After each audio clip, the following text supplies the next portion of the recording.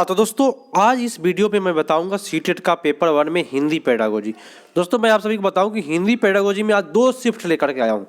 2 shift कराऊंगा 12 जनवरी और आपका 11 जनवरी। दोस्तों मैं आप सभी को बताऊं कि मेरा जो लाइव क्लास है वह मॉर्निंग में, मैं आप सभी को बता दूं, मॉर्निंग में 9:30 पर है और शाम को 7 बजे है। दोस्तों इधर थोड़ा सा क्लास को कम कर दिया गया है, जिसका वजह क्या है मैं आपको बता देता हूँ। काफ़ी लोगों का कमेंट आ रहा है। वजह यह है कि दोस्तों मेरा ट्रेनिंग जो है वह 9 से लेकर के 13 तारीख तक पड़ा है और 9 बजे से लेकर के 8 बजे रात्रि तक ट्रेनिंग होगा, है ना। तो मैं घर पे नहीं रहने की वजह से वीडियो नहीं बना पा रहा हूँ, लेकिन फिर भी मैं आप लोगों के लिए रिकॉर्डेड लाइव प्रोवाइड करके ही आया हूं ताकि आप लोगों को दिक्कत नहीं हो। और मेरा क्लास हमेशा रात्रि को 7 बजे शाम में हमेशा आपको मेरा लाइव मिलते रहे और आपकी जो तैयारियां है उसमें 4 चांद लगते रहे। तो दोस्तों आज के शिफ्ट है 12 जनवरी और 11 जनवरी का पेपर। तो शुरू करते हैं दोस्तों। काफ़ी मज़ेदार सेशन होने वाला है और धमाकेदार होने वाला है। तो आप दोनों टाइम देखिएगा, मॉर्निंग 9:30 पर, शाम को 7 बजे देख लीजिएगा आकर के कि लाइव चल रहा है या नहीं चल रहा है। लेकिन उसके लिए एक चीज़ आपको करना पड़ेगा जिसको आपको देखना नहीं पड़ेगा। अगर आप सब्सक्राइब करके घंटी दबा लेते हैं तो जब भी लाइव होगा मैं दोस्तों आपको पता चल जाएगा कि हाँ लाइव शुरू है, आप ज्वाइन कर सकते हैं।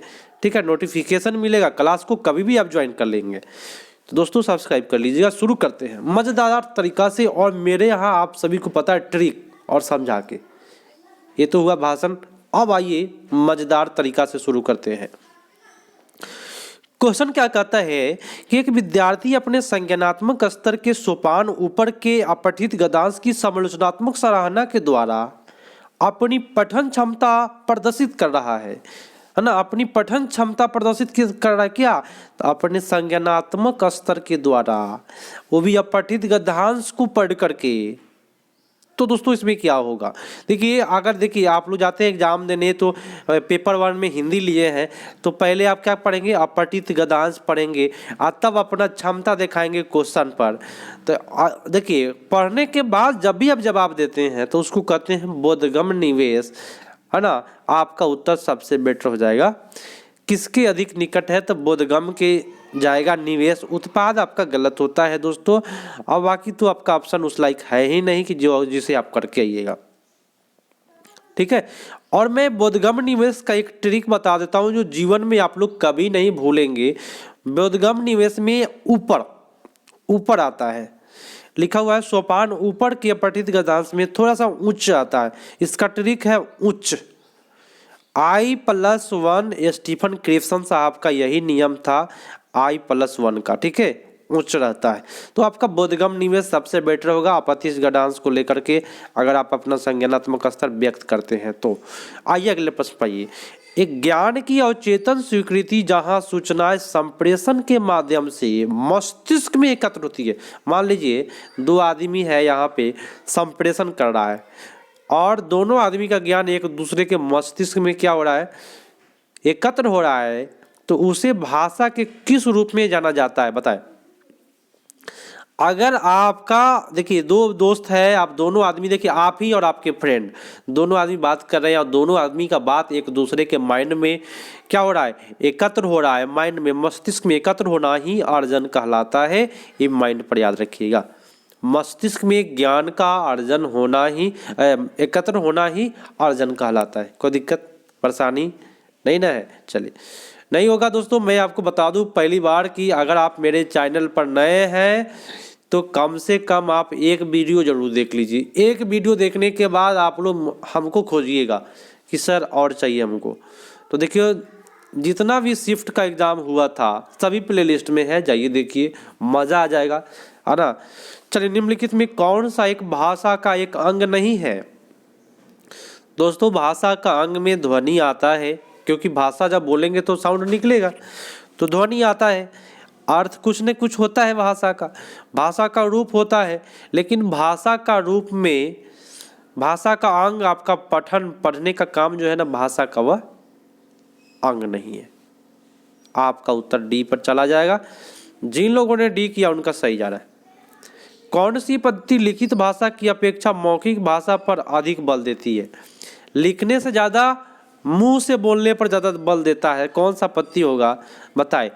तो जब लिखने से ज़्यादा जब मुंह से बोलने वाली बात हो रही है, तो जब आप बोलिएगा, सुनिए देखिए, मौखिक क्या, तब मुंह से बोलेंगे तब ना सुनेगा व्यक्ति, तो श्रवण भाषा पत्ती। कोई दिक्कत नहीं ना हुआ। देखिए एग्जामिनर जो क्वेश्चन सेट करता है ना, एग्जामिनर, तो क्वेश्चन में ही कुछ ना कुछ सबूत छोड़ देता है जिसको पकड़ के आपको निकल जाना है। तो किस पद्धति में शिक्षण को किसी पद्धति के बारे में जागरूक होना चाहिए, बताइए क्या चीज में आप जागरूक रहिएगा, कौन सा पद्धति में। अनुवाद में क्या जागरूक रहना है, जागरूक किस में रहना है, प्रत्यक्ष में भी नहीं, इसमें भी नहीं।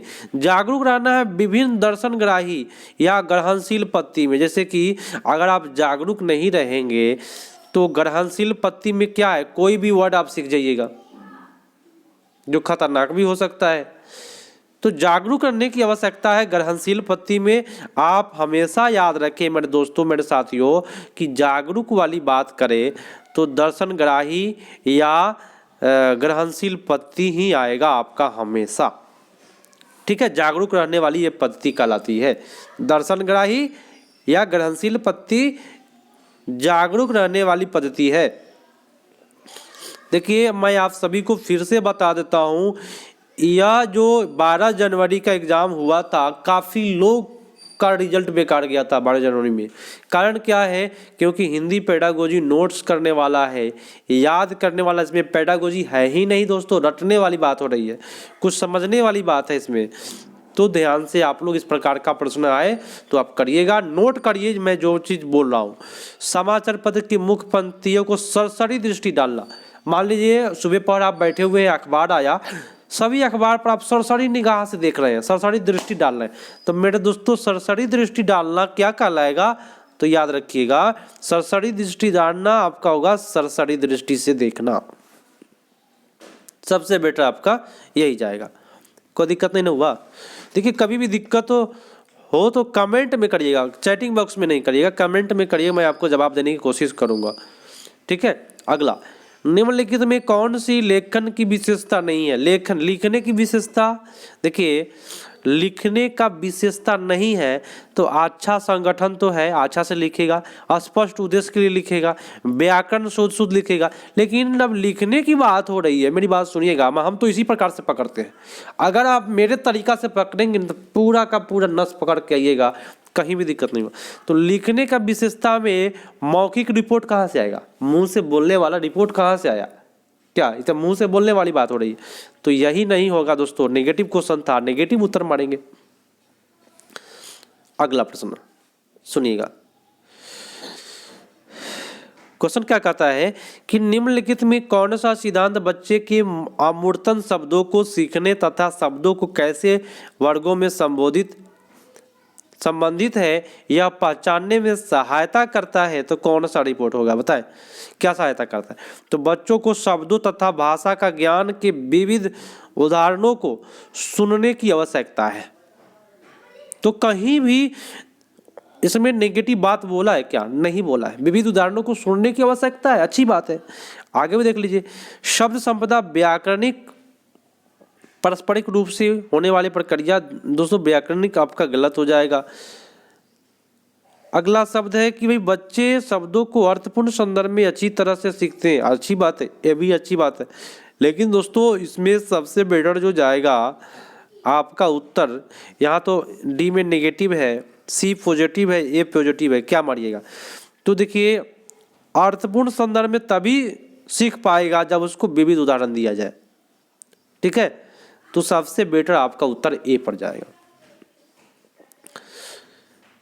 कौन सा उपागम शिक्षार्थियों के संप्रेषण दक्षता उत्पन्न करता है। संप्रेषण दक्षता कर रहा है तो संप्रेषण उपागम। कोई प्रॉब्लम हो रहा है क्या, नहीं होगा। चलिए अगला प्रश्न, प्रामाणिक आकलन क्या है।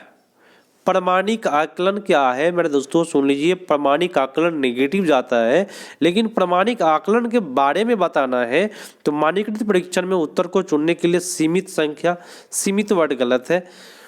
शिक्षार्थियों को निष्पादन के मापन का वह उपागम जो प्रत्यक्ष और सुसंगत तरीके से जांच करता है और उद्देश्य के प्राप्ति के लिए है या नहीं, इसीलिए जांच करता है ना। क्या कहता है, सुसंगत तरीके से जांच करता है कि अधिगम उद्देश्य है या नहीं। ये बात तो सही बोला, मैंने जांच किस लिए करता है कि वो अधिगम का उद्देश्य है या नहीं है, इसीलिए जांच करता है।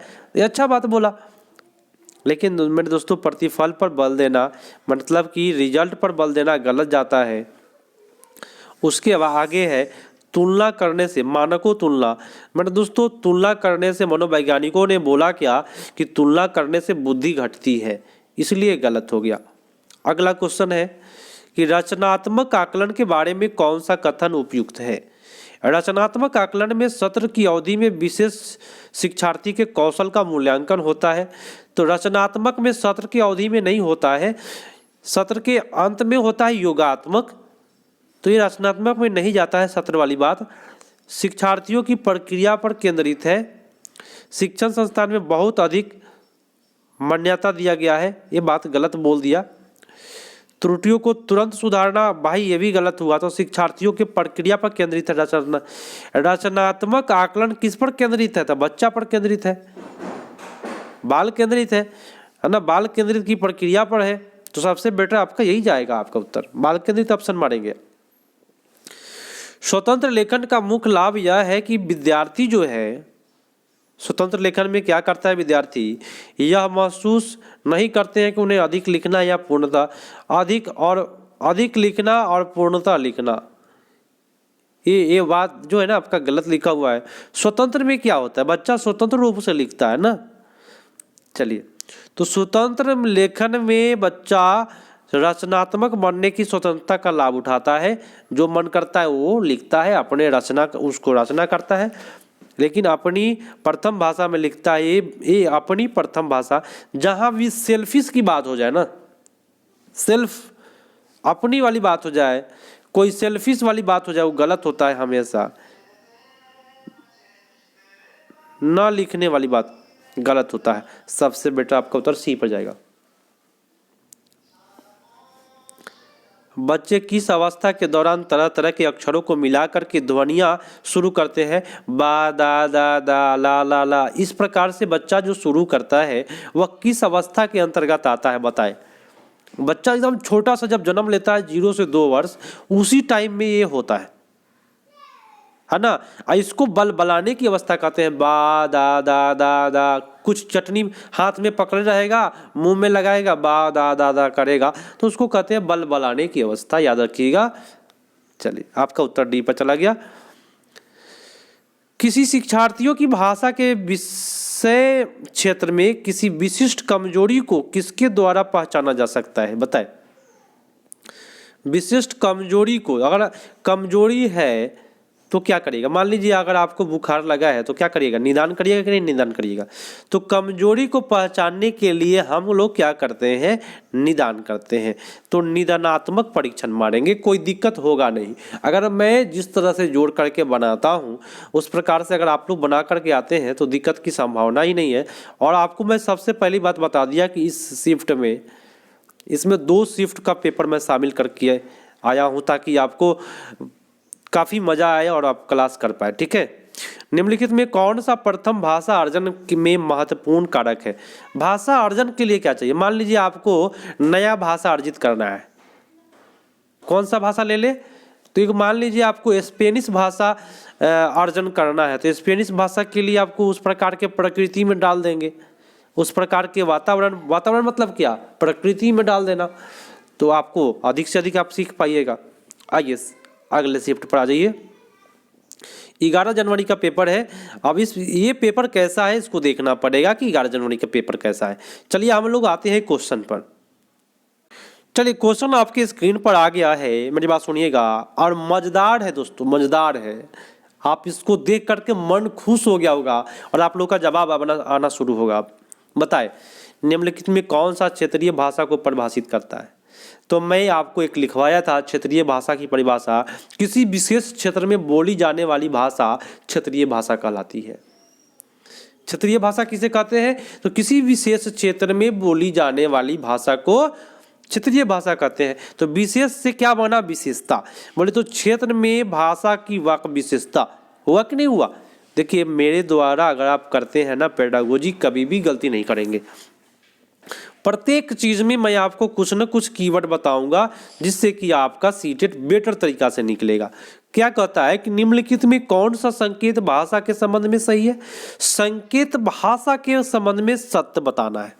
संकेत माने इशारा से किसी से बातें कर रहे हैं उसके बारे में सही बताना है। संकेत भाषा व्याकरण नहीं है, गलत बात बोला। संकेत भाषा व्याकरण है दोस्तों, बहुत अच्छी बात है। यहां जब नहीं गलत हो गया तो है वाला तो सही जाएगा, इतना तो दिमाग है भाई। संकेत भाषा भाव भंगिमय का समूह है, भाव भंगिमय का समय समूह नहीं है संकेत भाषा। संसार भर में केवल एक ही संकेत भाषा का प्रयोग होता है। ये आपका भाई ओवर कॉन्फिडेंस वाली बात हो रही है। सबसे बेटर आप बी मारिए, कोई दिक्कत ही नहीं होगा। अगला है कि भाषा सीखना डैश है। भाषा सीखना क्या है? देखिए अगर हम लोग भाषा सीखते हैं तो सोचते हैं कि सुविचारित सीखे, अच्छा सीखे, और जो सीखते हैं ना वो आपके चेतन मन में जा कर के बैठता है, ना कि अवचेतन मन में। ठीक है, तो अवचेतन आपका गलत हुआ। तो भाषा सीखना सुविचारित है माने सुंदर विचार। अब भाषा माने क्या? अपना विचार किसी के सामने प्रकट करने के लिए ना भाषा सीखते हैं। तो अपना विचार किसी के सामने में प्रकट करने के लिए, वो भी कैसा विचार? तो सुविचार और चेतन प्रक्रिया। भाषा सीखना क्या है? सुविचारित और चेतन प्रक्रिया है। तो यहाँ पे स्वाभाविक और सुविचारित आपका गलत हो जाएगा, सबसे बेटर आपका बी जाएगा, क्योंकि भाषा सीखना चेतन के ऊपर निर्भर करता है, याद रखिएगा। याद करने वाली बात है यहाँ पे कि भाषा सीखना क्या है, तो इसको आप लिख करके याद कर लीजिए। सुविचारित और चेतन प्रक्रिया भाषा कहलाती है। अगला प्रश्न है कि भाई कक्षा में बहुभाषिकता रणनीति के रूप में प्रयुक्त करने के क्या तात्पर्य है? माने बहुभाषिकता का प्रयोग जो करते हैं उसका क्या तात्पर्य है? तो शिक्षार्थियों को समान भाषा को अंग्रेजी माध्यम से कक्षा में पाठ्यपुस्तक के अनुवाद के लिए प्रयोग करना, यहाँ पे गलत किया। शिक्षार्थियों के भाषा को भाषाओं के शिक्षण में अधिगम तथा विषय के लिए प्रयोग करना, अच्छी बात है, सीखने के लिए प्रयोग करेंगे। कक्ष में निर्देश की, आपका निर्देश गलत बात बोलता है, वो भी प्रयोग नहीं करने वाली बात है। तो आप सीखे के सिवाय शिक्षार्थियों के, तो ये बच्चा वाला बात अभी हटा रहा है, काफी नेगेटिव भरा हुआ है। बहुभाषी वक्ता बनने के लिए विद्यालय में अनेक भाषा सिखाना, ऐसा कहीं भी नहीं होता है। ठीक है, खुद से सीखना पड़ता है अनेक भाषा, कहीं भी बहुत भाषी सिखाया नहीं जाता है। चलिए निम्नलिखित में कौन सा भारत में हिंदी भाषा के संबंध में सत्य है, बताएं। हिंदी भाषा के लिए कौन सा सही जा रहा है? तो हिंदी जो है भारत का राजकीय भाषा है, कहीं भी है क्या? राष्ट्रभाषा गलत है, द्वितीय भाषा अंग्रेजी है, भारत की सहराज भाषा इंग्लिश है। सहराज भाषा क्या है? इंग्लिश है। उपयुक्त सभी, कोई उत्तर नहीं है दोस्तों इसमें। तो आप लोग क्या करिएगा, इसमें 1 नंबर मिला था, सीटेट इसमें नंबर दिया था बाद में, और मेरे यहाँ से एक स्टूडेंट फेल कर रहा था, 81 ही नंबर आया था उसका, और लास्ट में 1 नंबर बढ़ाया तो उसका 82 हो गया, ओबीसी से था तो वो पास कर गया। ठीक है, तो काफ़ी नंबर कम आया था उनका। तो मैं आपको बता दूं कि जो भारत में हिंदी भाषा जो है वह राजकीय भाषा है। क्या है? राजकीय भाषा है, याद रखिएगा, राजकीय भाषा, राष्ट्रभाषा नहीं है दोस्तों। तो घबराइएगा नहीं, आप लोग को मैं जो बता रहा हूँ वही करके आइएगा। निम्नलिखित में आप किसे प्रमाणिक सामग्री के रूप में स्वीकार नहीं करेंगे? दोस्तों प्रमाणिक सामग्री में क्या क्या आता है, पहले इसको हटाएं तब आपको पता चलेगा। तो पत्रकारिता कार्टून प्रमाणिक है। क्यों जानते हैं क्यों प्रमाणिक है? क्योंकि समाचार पत्र को ही प्रमाणिक माना जाता है। तो समाचार पत्र विज्ञापन पत्रकारिता के अंतर्गत ही आता है, उसमें भी कार्टून दिया रहता है, तो दोनों क्या हो गया? प्रमाणिक हो गया। प्रसिद्ध लेखक की रचना अगर है तो प्रमाणिक है, क्योंकि वह किसी एक के द्वारा लिखा गया है। प्रमाणिक मतलब क्या? तो किसी खास व्यक्ति के द्वारा प्रमाणिक हो जाता है। तो समाचार पत्र में कार्टून कोई व्यक्ति ही लिखता है, समाचार पत्र में जो भी विज्ञापन छपता है भारत सरकार के द्वारा तब प्रमाणिक ही रहता है। लेकिन भाई पाठ्य पुस्तक में कोविड-19 पर जो निबंध होता है, निबंध क्या प्रमाणिक है?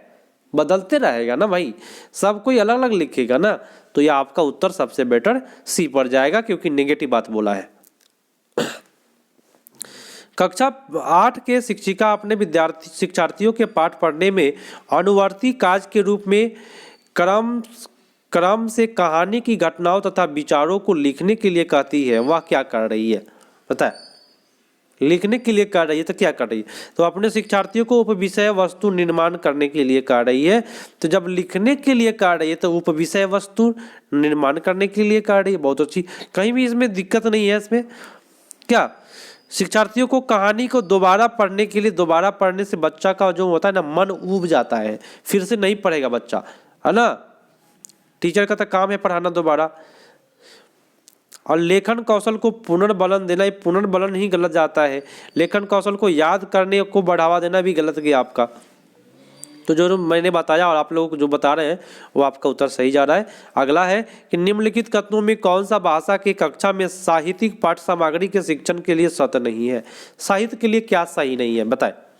देखिए, साहित्यिक पाठ्य सामग्री का प्रयोग व्याकरण शिक्षण के लिए किया जाना चाहिए। मेरे दोस्तों, ये बात गलत बोला और नेगेटिव बात यहाँ क्वेश्चन बोला है तो फर्स्ट में ही मिल गया आनंद, बाकी सबको हटाइए। ठीक है, चलिए अगला क्वेश्चन है कि रवीन समाचार पत्र में एक लेख पढ़ता है जिसमें एक अगले दिन उसके समूह में पाठ्य पुस्तक का संपूर्ण विचार प्रस्तुत कर सके। उसके बाद पठन को किस रूप में जाना जाता है? बताएं। मेरी बात ध्यान से सुनिएगा तो आप कभी गलती नहीं करिएगा। मान लीजिए समाचार पत्र में एक लेख आप पढ़ लिए और टीचर बोला कि अगले दिन तुमको सुनाना है, ये पढ़ लो। ठीक है, समूह में बोलना है, तो आप क्या करिएगा? आप एक बार जाने से पहले, बोलने से पहले क्या करिएगा? उसको सरसरी तौर पर पढ़िएगा। दोस्तों, कितना लोग कहेंगे बारीकी से मारने वाली बात, मेरी बात ध्यान से सुन लीजिए। बारीकी वाला आंसर कब आएगा? जब समाचार पत्र में विज्ञापन निकलेगा। क्या? बारीकी वाला जो जाएगा तो विज्ञापन याद रखिएगा, विज्ञापन अगर हो तब आप बारीकी मारिएगा। ठीक है, समाचार में अगर कोई व्यक्ति, कोई बच्चा विज्ञापन पढ़ रहा है तो वह बारीकी से पढ़ेगा, क्योंकि विज्ञापन से नौकरी लगती है। ठीक है, चलिए, तो अगर अगले दिन कहीं प्रस्तुत करना है अपना विचार तो उसको एक बार सरसरी रूप से देख लेंगे। और मैं आप सभी से रिक्वेस्ट करता हूँ, रिक्वेस्ट आप लोग के लिए, कि अगर आप सीटेट का एग्जाम देने जाने वाले हैं तो एक बार सरसरी रूप से ईवीएस का 15 नंबर का क्लास 3 से लेकर के 5 तक का जो ईवीएस है उसको एक बार सरसरी रूप से देख के जाइएगा। ठीक है, चलिए अगला प्रश्न है कि पढ़ते समय वह शब्द पहचानती है किंतु स्वयं के प्रयोग करने में समर्थ नहीं है। मैंने कोई चीज़ को आप ही को मैं मान लेता हूँ कि आप कोई चीज़ को पहचान ले रहे हैं लेकिन आप उसका प्रयोग कर नहीं पा रहे हैं कहीं भी। मान लीजिए आप कोई चीज़ जानते हैं, कोई आपके सामने में अंग्रेजी छांट रहा है और आप उसको समझ रहे हैं कि आपको क्या कह रहा है।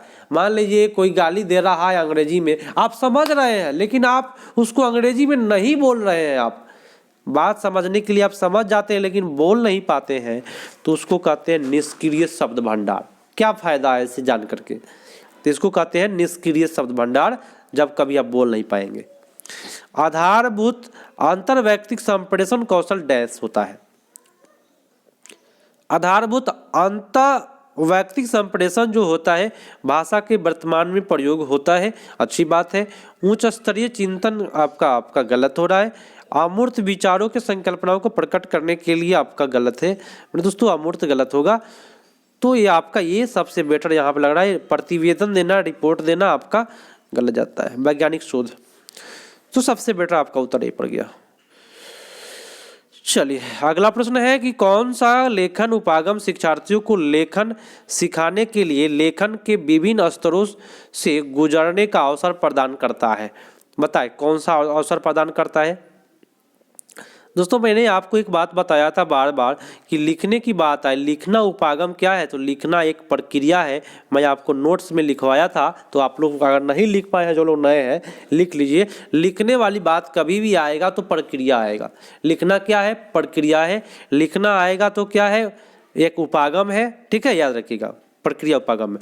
अगला, कि अरुण और राहुल शिक्षक की व्याकरण की कक्षा में पहले बिंदुओं वाच और काल का परिचय देते हैं। यह समझाते हैं कि नियम किस तरह से बनते हैं और किस तरह का संदर्भ का प्रयोग होता है। इसके उपरांत शिक्षार्थियों को भाषा मदों के अभ्यास के लिए बहुत सारे कार्य देते हैं। तो व्याकरण सीखने की यह प्रक्रिया क्या कहलाती है? तो व्याकरण सीखने की प्रक्रिया जो है ना, एक घोषणात्मक प्रक्रिया कहलाती है, क्योंकि किसी बिंदु पर परिचय दिया जाता है। परिचय देना क्या कहलाएगा? तो घोषणात्मक ज्ञान के अंतर्गत आता है, याद रखिएगा। ये आपका डी हो जाएगा उत्तर आपका सबसे बेटर। अगला है कि निम्नलिखित में कौन सा भाषा सीखने के लिए निवेश आधारित कार्य है? बताएं, निवेश आधारित कार्य कौन सा है भाषा सीखने के लिए? एक सेकेंड, 19 नंबर है निवेश आधारित कार्य, बताएं। तो निवेश आधारित कार्य है कि निवेश माने समझते हैं, निवेश माने बांटना, निवेश माने निवेश करना कहीं भी 4-5 समूह में। मान लीजिए यहाँ पैसा लगा, यहाँ निवेश कर दिए पैसा, यहाँ पैसा निवेश कर दिए। निवेश माने कोई चीज़ को देना। निवेश तो शिक्षार्थियों के 5 समूह में कहानी पढ़वाना, मैंने 5 गो समूह बना दिए, कहे कि तुम यहाँ से यहाँ तक पढ़ो, तुम यहाँ से यहाँ तक पढ़ो, तुम यहाँ से यहाँ तक पढ़ो। ये क्या कहलाएगा? तो निवेश कहलाएगा मेरे दोस्तों। ये सबसे बेटर है। अगर आपका कभी भी निवेश वाली बात करे क्वेश्चन में, याद रखिएगा, तो समझ जाइएगा कि 5 व्यक्ति है या 6 व्यक्ति या 10 व्यक्ति बोलेगा, उसमें फिक्स वाली बात बोलेगा। समूह में कहानी पढ़, पहले इससे पढ़वा लेंगे, उसके बाद इससे पढ़वाएंगे, इससे पढ़वाएंगे। इसी प्रकार से आप सभी से पढ़वा लीजिए। तो ये क्या कहलाता है? निवेश कहलाता है दोस्तों। आपका उत्तर ये पर चला गया। और आज का लास्ट प्रश्न है, निम्नलिखित में कौन सा भाषा शिक्षण की संकल्पना नहीं है? बताएं, कौन सा भाषा शिक्षण की संकल्पना नहीं है? दोस्तों, व्याकरण अनुवाद विधि भाषा का होता है, हस्तक्षेप होता है प्रथम भाषा का, त्रुटि तो होती है, लेकिन ध्वनि की लंबाई ये आपका भाषा का शिक्षण का संकल्पना नहीं है कि आप कोई चीज़ को बोल रहे हैं। इन लंबाई से क्या मतलब है? तो लंबाई वाली बात आपका गलत हो गया। आपका उत्तर B is the right answer. तो दोस्तों, आप सभी से रिक्वेस्ट है, आप लोग शेयर जरूर करें, क्योंकि आप एक टीचर बनने जा रहे हैं और मैं पहले से हूं, तो एक टीचर दूसरे टीचर का सहयोग करते हैं। दोस्तों, शेयर करें और एक बार लाइक कर दीजिए। आपकी बार दोस्तों आप लोग सीटेट निकाल करके आइए, का आप लोगों को केवीएस की तैयारियों में ले जाया जाएगा और केवीएस भी निकालिएगा आप लोग, ठीक है? तो मिलते हैं दोस्तों अगले पार्ट में। तब तक के लिए धन्यवाद। जय हिंद।